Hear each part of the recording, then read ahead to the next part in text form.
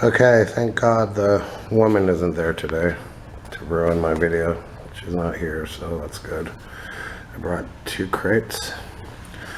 I got some of these books.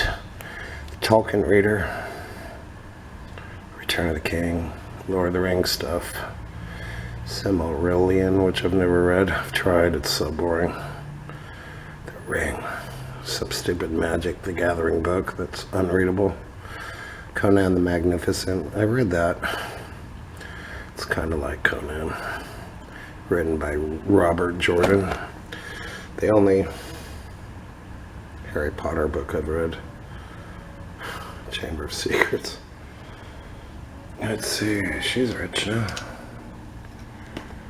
Let's see, that's already a minute of your time gone down the drain. Sorry about that. I guess I'm here to ruin every single H.P. Lovecraft story ever written. So, I read The Cats of Ulthar. That was 3 pages. And now I'm on the Temple. The Temple. Manuscript found on the coast of Yucatan. The longest story of Lovecraft's early career, The Temple was apparently written in the latter half of 1920, possibly August 20th, a date cited in the tale on Lovecraft's 30th birthday. It is marred by somewhat clumsy and obvious satire against the German protagonist of the tale, and also by a plethora of supernatural details that do not seem to fuse into a unity. Well, we'll see about that when we read the story, won't we? But its portrayal of the narrator's gradual descent into madness is powerful. It was the first of Lovecraft stories not to appear in an amateur journal prior to its publication in a professional venue. Its first appearance was in Weird Tales, September 1925. Well, they obviously thought it was good enough. So let's see. I think I know this story. On August 20th, 1917, I, Karl Heinrich Graf von Altberg Ehrenstein, Lieutenant Commander in the Imperial German Navy and in charge of the submarine U-29, deposit this bottle and record in the Atlantic Ocean at a point to me unknown, but probably about north latitude 20 degrees, west longitude 35 degrees, where my ship lies disabled on the ocean floor.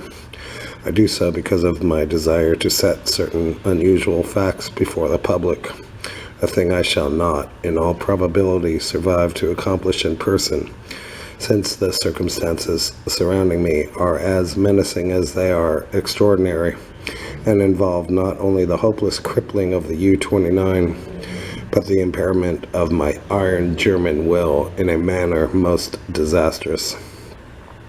On the afternoon of June 18, as reported by wireless to the U-61, bound for Kiel, we torpedoed the British freighter Victory, New York to Liverpool, in north latitude 45 degrees 16, west longitude 28 degrees 34, permitting the crew to leave in boats in order to obtain a good cinema view for the Admiralty records. The records of their admiral. The ship sank quite picturesquely, bow first, the stern rising high out of the water, whilst the hull shot down perpendicularly to the bottom of the sea. Our camera missed nothing, and I regret that so fine a reel of film should never reach Berlin. After that, we sank the lifeboats with our guns and submerged. When we rose to the surface about sunset, a seaman's body was found on the deck, hands gripping the railing in curious fashion. The poor fellow was young, rather dark, and very handsome, probably an Italian or Greek, and undoubtedly of the Victory's crew. He had evidently sought refuge on the very ship which had been forced to destroy his own, one more victim of the unjust war of aggression which the English pig dogs are waging upon the fatherland. Our men searched him for souvenirs and found in his coat pocket a very odd bit of ivory carved to represent a youth's head crowned with laurel.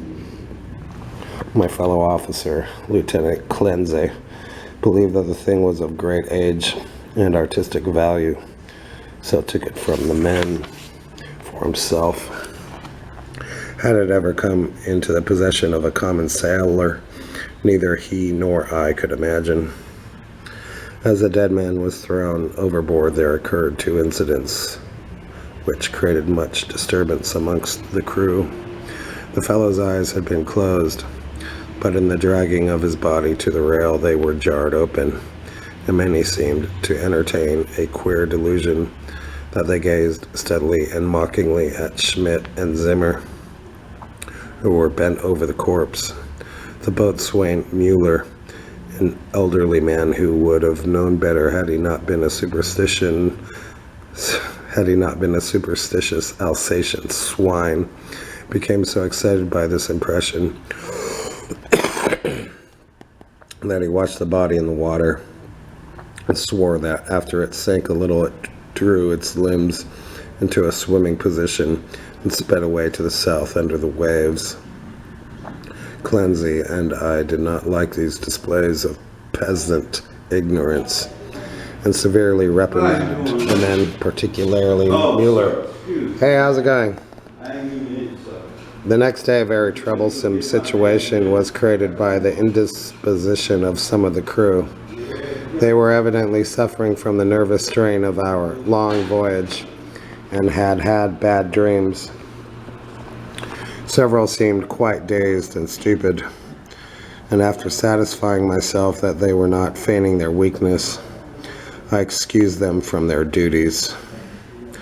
The sea was rather rough, so we descended to a depth where the waves were less troublesome. Here we were comparatively calm, despite a somewhat puzzling southward current, which we could not identify from our oceanographic charts. There's another guy to ruin my video. He's the crazy one. The moans of the sick man were decidedly annoying, but since they did not appear to demoralize the rest of the crew, we did not resort to extreme measures. I wonder if this book is kryptonite to him. It was our plan to remain where we were and intercept the liner Dacia, mentioned in information from agents in New York. In the early evening, we rose to the surface and found the sea less heavy. The smoke of a battleship was on the northern horizon, but our distance and ability to submerge made us safe. What worried us more was the talk of boatswain Mueller, which grew wilder as night came on.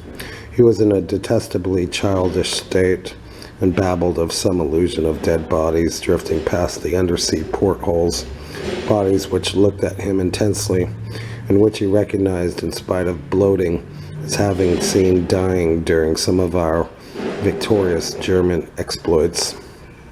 And he said that the young man we had found and tossed overboard was their leader. This was very gruesome and abnormal, so we confined Mueller in irons and had him soundly whipped.